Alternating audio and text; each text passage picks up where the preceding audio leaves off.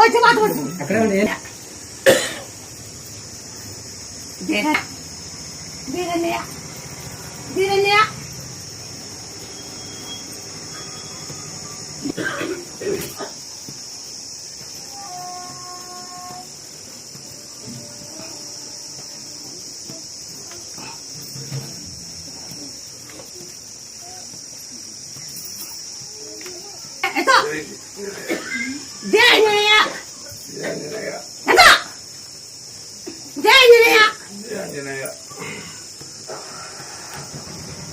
నీ చెయ్యి